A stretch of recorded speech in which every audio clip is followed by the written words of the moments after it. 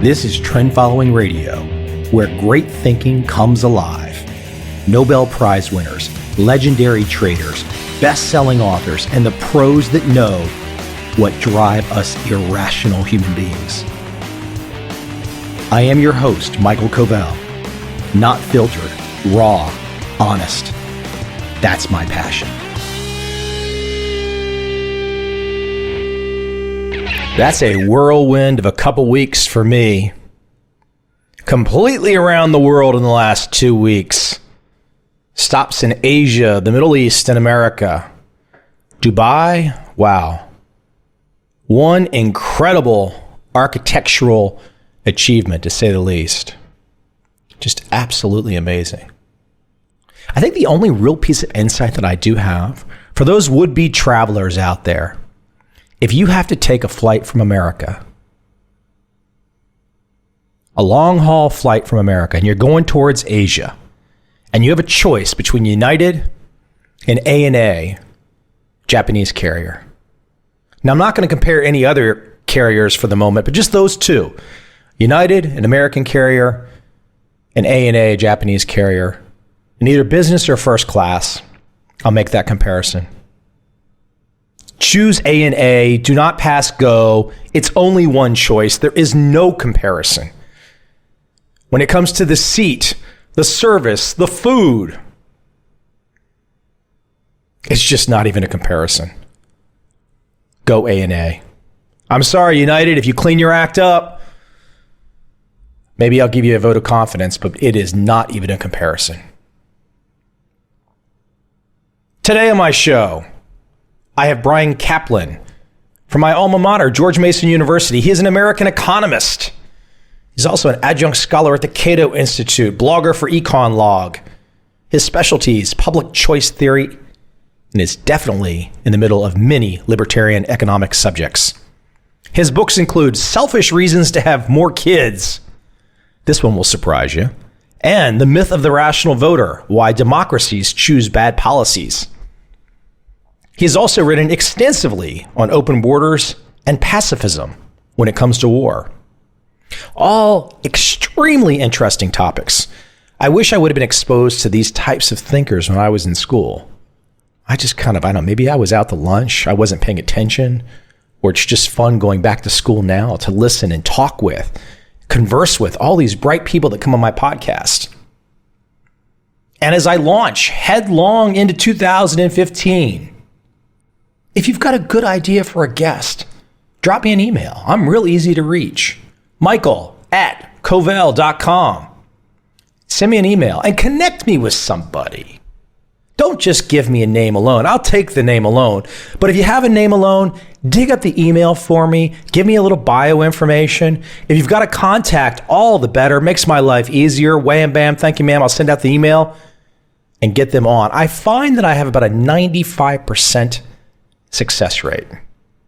So I get about 5% no's. I really get very few, Mike, you're an MF, get away from me, I'll never talk to you, forget it, go away.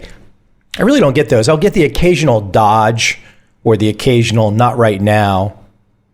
And some of the not right nows turn into fantastic guests.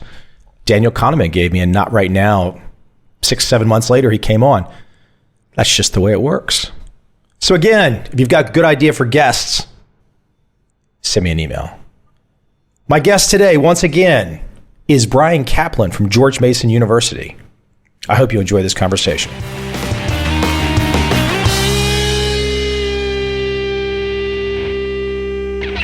Here's where I'd like to jump in. So you're in the Washington, D.C. area. I grew up in that area. I'm currently in Southeast Asia. I'm very close to Singapore. I'm a hop, skip, and a jump away from mainland China. And I know you've written extensively and talked extensively about the idea of voting and rationality. Mm-hmm. And for me, spending about the last 18 months in and out of Asia and a lot of different places, clearly voting, whether it's in Thailand or Vietnam or Singapore or mainland China, some of these places it doesn't even exist. But I see a lot of personal freedoms and a lot of economic freedoms that in many ways you could argue are better than the current freedoms that exist in America. But on the flip side, we have democracy in America. Why don't you open up this can of worms? Because I'm not completely convinced at this point in my life that a benevolent dictator can't make things work. Now, maybe eventually that doesn't work, but I'm sure seeing some firsthand examples of where it does work. Now, on the flip side, and I've seen you make some of these arguments about the voting in America and how it's irrational on assorted issues. So why don't you just break this open where you typically like to break this open when you open this conversation up? It's a big one. It's not small. Yeah, it sounds like like which conversation would you like to start with? This is about 3 different conversations I'm hearing in your initial. I'm sorry. I'm sorry for that, but that's the reality of it, right? It's a messed up, complicated world. Why don't we jump into the idea, though? First things first, America and rationality. Why don't you discuss some of the topics that you've covered, for example, where you just see Americans being very irrational in their voting behavior as opposed to what is more of a real decision to make? I mean, I would say that I've never particularly picked on Americans as being especially irrational. There's just the reality that there's a lot more data for Americans than for other countries. So that's where I start. Most of what I've seen suggests that Americans are a bit better than average for much of the world. So really, I would talk about the rationality of human voters rather than American voters specifically. But things that economists have been talking about for a long time. So just to back up, so I'm an economist, so I focus more on irrational beliefs about economics than irrational beliefs about other areas. Although I've read quite a bit about other areas too, so we can talk about that. But in the case of economics, for several centuries, economists have been complaining about not just the public's ignorance of economics, but how the public has strong, opinionated views that go against the facts and the arguments that make sense to people who've really thought about it. I mean, it's like the main things that have been talked about throughout the history of thought. So I start with anti-market bias. So non-economists tend to underestimate the social benefits of the market mechanism. So they tend to look and see people making money and then think that something bad is going to happen as a result. It doesn't mean that economists think the markets are always great, but economists have almost the opposite way of looking at the world, regardless of their political views. And the opposite view is, are people making money solving a problem? Great, then then everything's going to work out okay. The real problems are ones for economists where people can't make money, or at least where it's hard to think of ways for them to make money by solving problems.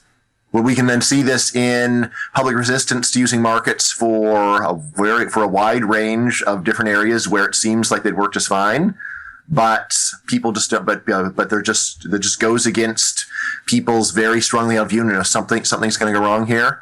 I mean, there's just a few very vivid examples that I like to talk about. So, like a market in human kidneys. Right. So, almost all economists think that there's a lot to this idea. I've even talked to Marxist economists who said, yeah, it makes a lot of sense. It makes a lot of sense to have poor people who have one more kidney than they need sell it to a sick person who has one less kidney than he needs. But all over the world, the idea that this would be a good idea is just very hard for people to buy. And so, well, what's going to happen? Something's going to go wrong. People are going to get exploited. Their kidneys something's going to go wrong with them. The arguments against are very weak, but it's very hard to convince most people in any country that this is a good idea. Let me let you define something. Rational irrationality. Mm-hmm. So just for background, for many decades, economists have talked about something called rational ignorance. Just the idea that when it's very costly to become informed about something, then people may very rationally, very reasonably, very sensible just choose to be ignorant. So it's just too hard for me to learn all about heart surgery, so I'm just going to remain unaware of what's going on with heart surgery. That might be a problem for me, but probably not. And then economists very quickly pointed out that rational ignorance is there with a vengeance in politics, because if a voter votes on the basis of knowing nothing, what happens to him? The very same thing that would have happened to him if he had informed himself very well. Because every voter is just one little grain of sand on the beach. It makes almost no difference for the results.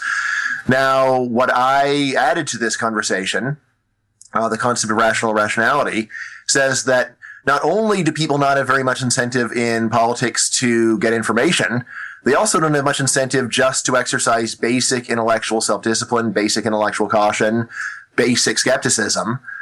So in the same way that it's very cheap in politics to just not know what's going on, it's also very cheap to be willfully wrong. Very cheap to just go with whatever political view is emotionally appealing to you. And I say we can see this all over the world, where really what counts for people's political views is not a sober consideration of the evidence, but rather what sounds good.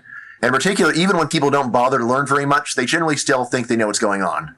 And that's really quite puzzling from the point of view of rational ignorance. But for my story, rational rationality makes a lot of sense. And in particular, just to get an idea, so like, how is rational rationality different from irrationality in general? I always come back to making bets. If someone says, as there was a prominent person who did say this, Hillary is certain to win the presidential election in 2008. It's absolutely certain. Well, that sounds like a great opening for a bet. So, all right, fine. So if you're certain, why don't you give me, say, 10-1 odds or 5-1 odds on Hillary winning? What I notice, and what people rarely deny, is that even though in politics people will talk very big, blurt out a lot of claims that seem like they go way beyond the evidence, but when you raise the price of being irrational in these views by offering a bet, suddenly people back down and don't want to bet on the basis of the beliefs that just seconds before they had. Let me throw something out at you. I want your perspective. I often wonder, what would voting patterns and elections for the last few decades look like if the American stock markets looked like the Japanese stock markets? Right. So basically, if U.S. stock market had been doing very poorly in recent decades? Yeah. I mean, it seems like every administration that comes in justifies, if the market's high, they say, well, responsible for it. If they say it's low, it was the other guy. And ultimately, it seems like the U.S. markets being at all-time highs gives a lot of cover. And I almost wonder if it dovetails into your rationality part. Look, would the person really have the ability to sit around and have such views not grounded in reality if there wasn't this perpetual money spigot? Well, I mean, why don't we look at Japan? Like, have things really improved in their political politics over the last 20 or 30 years? It seems like they, too, are stuck in a pretty dysfunctional rut. I actually have a paper called The Idea Trap, where I argue that, on average, when things get worse in countries, actually they tend to lose their cool and take further unwise measures that make problems worse. So, think about the Great Depression, where the stock market crashed, and what was the response? Well, there's a long list of policies that governments around the world adopted that almost no economist will defend. Things like just trying to reduce agricultural production, just trying to destroy food, which, in terms of folk economics that I criticize, it's like, well, farmers are poor because there's too much food. Let's reduce the food, and then we can be rich. But that's not what almost any economist will tell you. So yeah, I mean, sometimes when conditions are stagnant or getting worse, this shocks people into doing something better. Actually, on average, I usually see that when conditions get worse, the people just flip out and make things even worse. I'd rather have them be calm, fat, and happy. At least then I think there's some prospect for things to improve. Let me get back to something I brought at the beginning, since it is, as you pointed out, a different topic area. And as I mentioned, some of the benevolent dictators in Asia versus the republic, the democracy in America. Yeah, how do you look at that? Because I mean, I see economic growth in this part of the world. It's off the charts. You see a certain energy level, and I don't feel that. We could go to New York City and we can see brand new condos being built to the moon, but overall, it doesn't feel that way. Right. Well, there's a couple of things going on. So one of the things you're seeing is what's called catch-up growth, where countries that are poor to begin with or doing, it's just easier for them to have economic growth because they can just copy the good ideas that have already been proven to work everywhere else in the world. But in terms of dictatorship, so there's been a fair amount of research by economists, political scientists on dictatorship, and the main punchline is, in terms of economic performance, on average, democracies and dictatorships do about the same, but dictatorships have a much wider spread. So under dictatorship, you're more likely to get someone who's truly terrible and starves millions of people, like Mao Zedong did, but you're also more likely to get someone who's really great and does something that would never have passed muster with voters, but is actually a really good idea. Now this is just in economics. In terms of other areas, dictatorships have far worse performance in not murdering lots of their own citizens. So we should never forget that. That's a big deal. But really, what we can say is that dictatorships, when you're lucky and you get a wise, benevolent dictator, as you said, then they tend to outperform democracies in terms of economic performance. The downside is there's not only no guarantee, but a strong reason to fear that the next person around is going to be awful. Looking at China, I don't think there's any doubt that China would have been better off if they just had muddled through with some mediocre democracy since the Chinese Revolution, like 1913. So if they just had 100 centuries of mediocre democracy, they'd be doing great right now. Their growth would be lower because they already would have grown so much more in earlier periods. They wouldn't have had 30 years of disaster under Mao. They wouldn't have had another 20, 30 years of civil war before then. Dictatorship is a huge gamble, can pay off, and does. Also, by the way, since you mentioned Singapore, contrary to popular belief, Singapore is not a dictatorship. They have free elections there. International observers do confirm this. Really, what Singapore's just had is democratically elected one-party rule for 50 years. Which, if that seems very fishy, it's very common for cities around the world, like in the United States, to have one-party rule for decades at a time. So not so weird that Singapore has it too, being a city-state. Yeah. The only comeback I would give, and I'm just playing devil's advocate a little bit, I guess since like 79, you might be able to make a pretty strong argument that what's occurred in mainland China is one of the greatest anti-poverty programs ever. I mean, it's right. I mean, of course, it's not clear that so it's definitely it's in the same ballpark as Japan, South Korea, Taiwan, and Singapore during their few early decades of catch-up growth. So then, there's nothing amazing what communist China has done. All that's really amazing is the communists were able to realize that their policies were terrible and without abandoning communism officially to stop having communist economic policies. But, there's no reason that communist Chinese growth couldn't have happened in a democracy.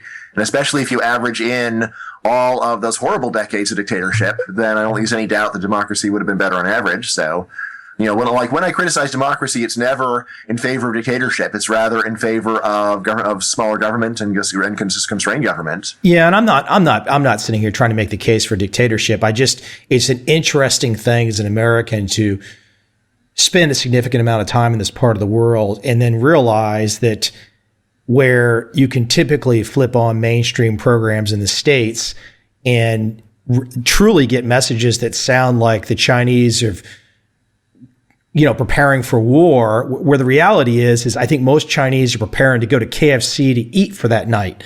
So that's the part that I think is a little where it's interesting to me is that when you're on the ground, it feels different than perhaps some of the messages. Yeah. I mean, of course, that's probably true. That's probably true in virtually every country ever. Is if you just walk around, even when military tensions are high, we feel like it isn't obvious to the naked eye. Yeah. I mean, I think it's unlikely that anything serious is going to happen militarily with China, but I think that the risk, it being a dictatorship, I think the risk is maybe like 3% for century rather than more like 1% for century. So those 2 percentage points of a horrible bloodbath is still something to worry about. Although it's in expected value terms, as economists say, it's not. It's still a big deal. Even 2% of total disaster is something to fret over. Bryan, let me shift you into a slightly different topic: immigration, American immigration. A few years ago, a friend of mine named Barry Ritholtz, who writes a column for the Washington Post and has got a very popular blog, and Barry comes more from a left perspective, and he was writing a book that ended up being titled "Bailout Nation." And I remember he asked me, he asked a bunch of people, but he wanted to know, what would you do to kind of come out of this crisis? And my very simple response was, have like a wealth immigration. Just let people into the states that are bringing vast sums of money with them, and that they have to deploy this money in the states in some way. Just let it immigrate, let people come in. Now, I'm not sure your exact perspective, so I would like for you to explain your perspective on immigration and open borders. Yeah, so actually what you're talking about already exists in the United States. So as far as I understand, under U.S. law, if you have $500,000 that you want to invest, you can get an investor's visa, and you can come and you can create your business. There's some additional restrictions. The main thing is only the number of people who take advantage of that is quite small, because if you've got $500,000 to invest, you probably don't want to flee your country. So a few do. My main view on immigration is that just step back. There's general economic case in favor of free trade in goods. Right. So I'm not going to go over it here, but you can go to any textbook or just Google comparative advantage, and this is economist case for why it is better for people around the world if it is possible for people to trade goods over borders without restriction. When you think about immigration, it really is just trade and labor. So it would seem like this argument goes through just as well, and most of what I argue is it does go through just as well. There is a very strong case for allowing free trade and labor. In other words, free immigration, open immigration. And now what's notable about this is that restrictions against immigration are so much stricter around the world than restrictions against goods, that the actual gains to the global economy of allowing free immigration are just much greater than for allowing free trade in goods, because they're already close to free trade in goods. So there's been some estimates about how much global production would go up if people were free to move wherever on Earth they were most productive. And the estimates are enormous. In fact, there's no other policy that has ever been found to have anything like these benefits. So usual estimate is that if people could move anywhere on Earth they wanted to if people were free to take a job anywhere, that the wealth of the world would double. Right? So global production would double as a result. Right. I mean, if it seems hard to visualize, I often, go in with this hypothetical. So imagine you've got 1 million farmers stuck in Antarctica. Right. So they're farming the snow, eking out a bare existence. And of course, they contribute nothing to the world economy because they eat whatever it is they grow, because they're not growing very much. Now, imagine what would happen if you just let these Antarctican farmers go and move to a more hospitable climate. Well, obviously, they're going to be better off. But also their production is going to increase, and they're going to take that production and sell it to the world, and they will enter the world economy. And who's better off as a result of those Antarctican farmers increasing their productivity? It's not just them; it's everyone who eats. Now, in terms of usual immigration debates, the normal pro-immigration case is to focus on people that you're talking about, so people who are very wealthy, very high-skilled people, so on. Where I differ is saying, look, it's great to go and let in high-skilled people, wealthy people, but that's only the tip of the iceberg. And actually, most of the gains to the world come from letting in low-skilled workers, because that's what the world has a ton of. There are billions of low-skilled workers. Right now, they're stuck in countries where their productivity is extremely low. There are a lot of countries where they'd be much more productive than they are, even though they are low-skilled. And not only they, but the world would be far better off if those people could just get on a boat and come and shine shoes, or work as maids or nannies, or work in factories. There's the opportunities for what they could do are so vast. But people have this snobbery of thinking, well, we only want to have the good kinds of immigrants, not the bad kinds, which really is like saying we only want to allow imports for the high quality products. We don't want to go and let in cheap stuff. Like a lot of the greatness of the world is the cheap stuff. Let me break something apart, and just to play devil's advocate for a second here, and I don't know the data, and I'm sure you've looked at it. I think many people, if they hear the conversation, let's just put it on USA terms, and there is a great debate right now, I mean, literally right now, amnesty and whatnot in America. So USA opens their borders, right? So clearly, the countries that are closest, and I don't think many Canadians are going to necessarily feel this rush, but it's going to be from Mexico and Central America and stuff. How do you respond to those people that have the immediate, the social program spheres, that their tax dollars are going to instantly go to paying for acclimating other people? What's the counterbalance to that? Is there something else happening economically that's going to balance that off? Yeah, I mean, so of course, there's nothing in what I said that implies that you would actually need to provide the same services to immigrants that you do to natives. There are already a bunch of restrictions on the books that limit eligibility of immigrants to government programs, government money. No reason that those couldn't be more. But whether or not you actually do limit eligibility, there's been a lot of work on the fiscal burden of immigration, looking at do immigrants pay more in taxes than they use in services. Out of the high quality work here, there is a range of estimates, but most of them are around zero. Right, so there are some mildly positive estimates, some mildly negative estimates, some at zero. It really doesn't look like it is that big of a deal. People have a lot of trouble believing this because they think, well, so especially low-skilled immigrants, there's a lot of redistribution in the U.S. system. The main facts to know are that, first of all, there's a lot of redistribution in the U.S. system from young to old. There's not actually that much from rich to poor. It's like the U.S. welfare state, like most of them, is really about helping the elderly, and the actual poor are an afterthought. And secondly, a lot of what government spends money on has nothing to do with population. So whatever your views on national defense, if you let in 1 million more immigrants, no sensible person would say, well, 1 million more immigrants, we need to get 3 more nuclear weapons in order to protect them. So there's a lot of what government does. Actually, the cost of it has nothing to do with population. So when you let in more immigrants, you wind up spreading the cost of what you're doing over a large number of people. So in general, I would just say that these fiscal burdens are really not that big of a deal. Oh, and on top of it, just realizing that immigrants tend to be young, right? They tend to be young adults, which means that their own governments have already paid for whatever education they're going to get, and it's going to be a very long time before they're collecting any old age benefits. The cost of immigration, the cost of the burden of immigration on taxpayers, depends upon the laws, but like under current U.S. laws, it really doesn't seem like it's a big deal. Rather, it looks more like people are looking for a scapegoat for any budgetary problems, so they point fingers at immigrants when really they should be pointing fingers at the elderly. I'll offer one insight that people might not be aware of. Clearly, right now in America, as I just mentioned, there's an influx of immigrants that come from Mexico, Central America, et cetera. There's not really much of an influx. Net immigration from Mexico has been around zero for a number of years. But well, I mean, there's been an influx, but the influx has really stopped. Now returns and arrivals are closely balancing each other out for Mexico. Well, I guess here's where I wanted to go. For example, that a lot of the immigration that has occurred over the last bunch of decades has come from that part of the world. So, for example, I'm in Saigon today. I can't tell you how many people that I know that have met, college educated, have jobs, have money, and literally it's like a firewall. I mean, you're just not, if it says Vietnamese passport, you're not allowed in.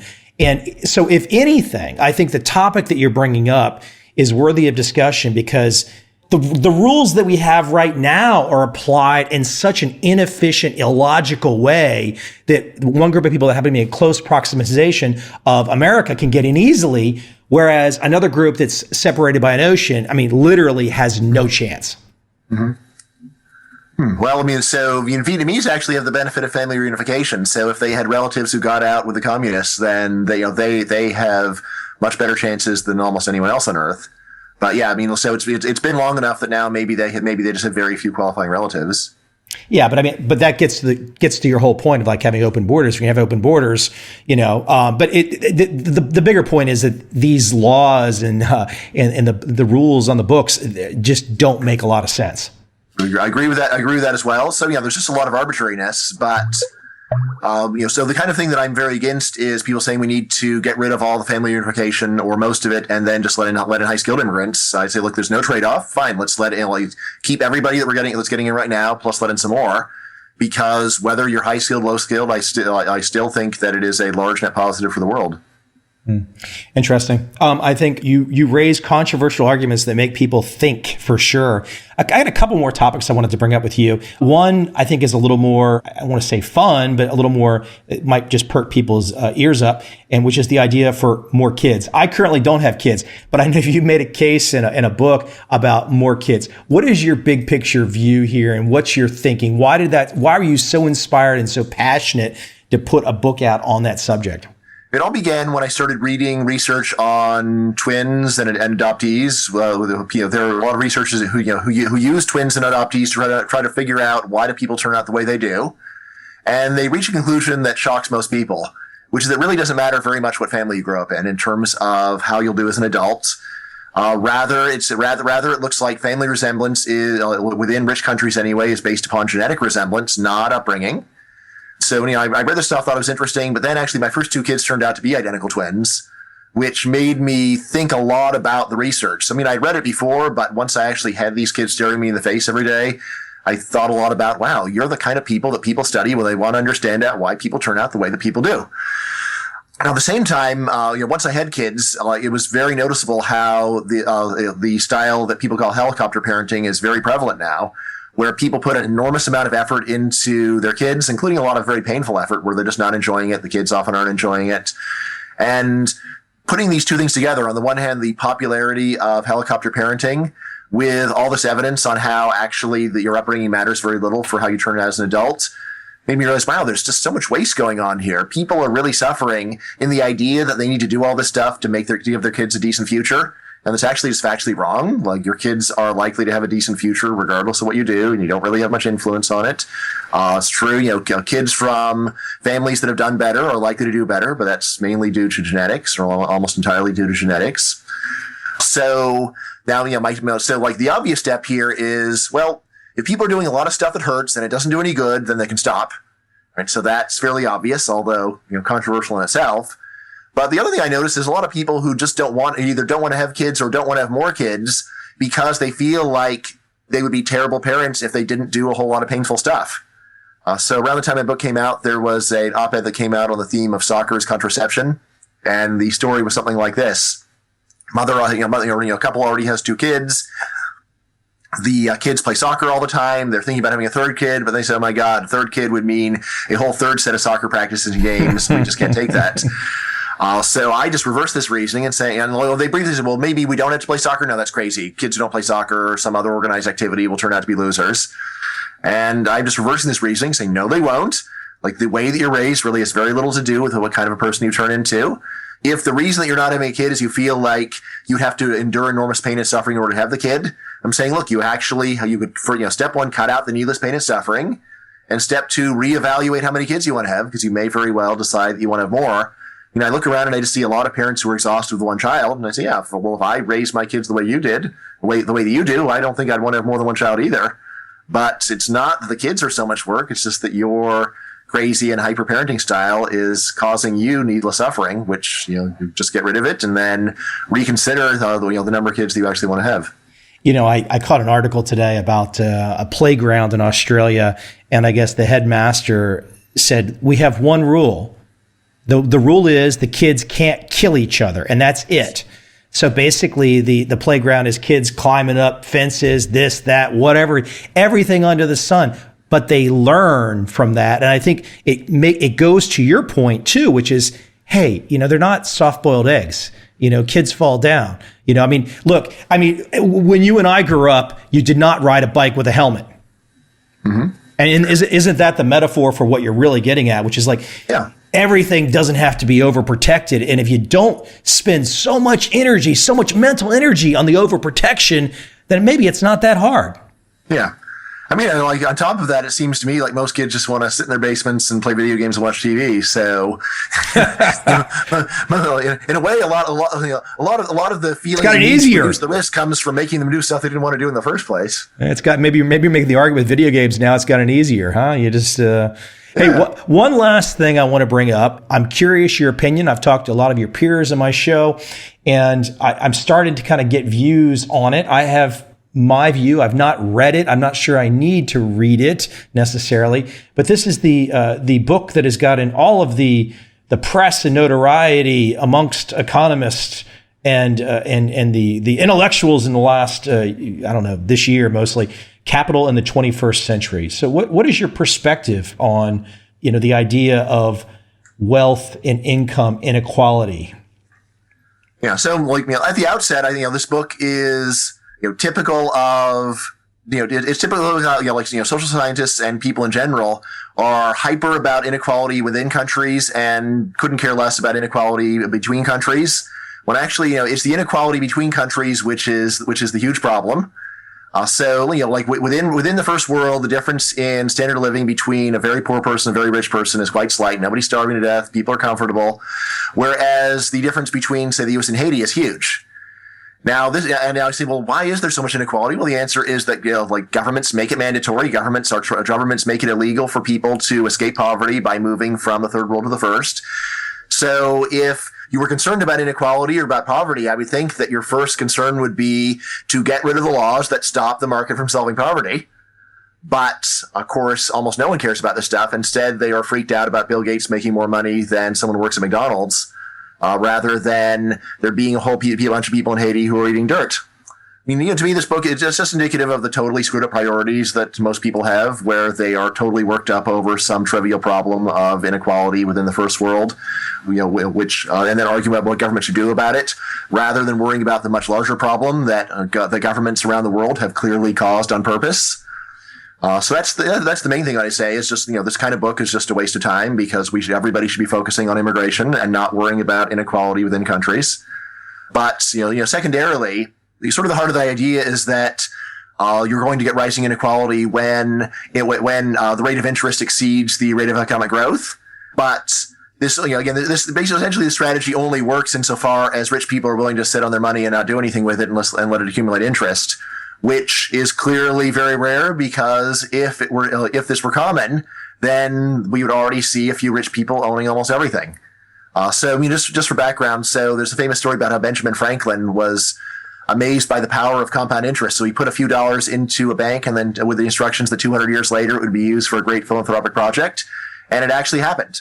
So yeah, Ben Franklin put a modest sum into a bank. 200 years later, it had grown into a pile of money. The striking thing is that almost nobody does this. Right. So as to what's going on, probably a lot of it is that eventually every rich family is, or sooner rather than later, every rich family is going to get someone who isn't very prudent in charge, and he's going to blow the money. So, in general, the idea that there's some great inherent danger of markets leading to greater inequality just seems wrong, because, if it were true, then it already would have happened. I think the great thing about your Bill Gates example, if we think about a Bill Gates in 2014, somebody invents an app, a piece of technology or something, and with this great internet distribution, that person can go from 0 to 60 in a split second.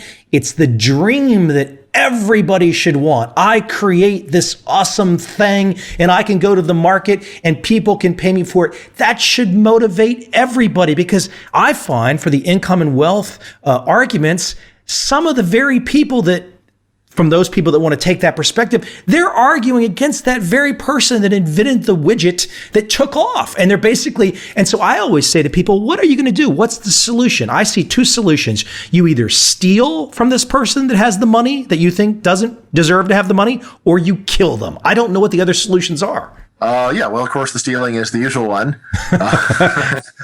Right? Yeah. Stealing combined with base ingratitude. I mean, it is all it's striking to me what is the time gap between people getting excited about Uber and people complaining about Uber, and it seems like it's just a few months. Right. It's condensing, isn't it? A year ago, I hadn't even heard of, and now people are saying, well, it could become a monopoly when you start regulating. You're like, look, a year ago you didn't have this thing, and now you're already going and trying to. Well, now that you've succeeded, now we're worried about you not giving us even more than you've already given us. Well, so the ingratitude of people never does cease to amaze me, but I guess it shouldn't. That's the way people are. They're ungrateful. The last comment I'll make there on Uber is I think anyone that's taken a taxi in from Washington Dulles Airport and seen that monopolistic system with taxis knows what Uber is up against, because those folks don't want to give up that racket they got. Oh no. Hey, listen, Bryan, appreciate you coming on today. You bring up a lot of interesting topics, great food for thought. We could talk all day, but I only had you for 30, 40 minutes. So listen, I appreciate you coming on. And once again, hey, listen, where can we send people? That's a big question, though. Where can we send people to check you out, your writings out? Your books are on Amazon. Where can we send them? Yeah, so the easiest thing is always just to Google my last name, Caplan, Caplan. Last time I checked, I'm number 1 on Google for my last name, beating out Lizzie Caplan, movie star. But my website is www.bcaplan.com. I blog for EconLog, and I'm also on Twitter as Bryan_Caplan. Bryan, cool stuff. As I said, I've talking to many of your peers at George Mason. It is quite amazing how my alma mater has just gone down this path of bringing in a certain economic mind to the university. And now you guys are all just out there leading the charge. It's very cool. It used to be that we were only known for the Final Four, but now it's much more than that. That's for sure. All right, that's fantastic. Yep, yeah. I've been here during the growth years. It's been a wild ride. Yeah. Hey, Bryan, take care. Hopefully we can talk again in the future.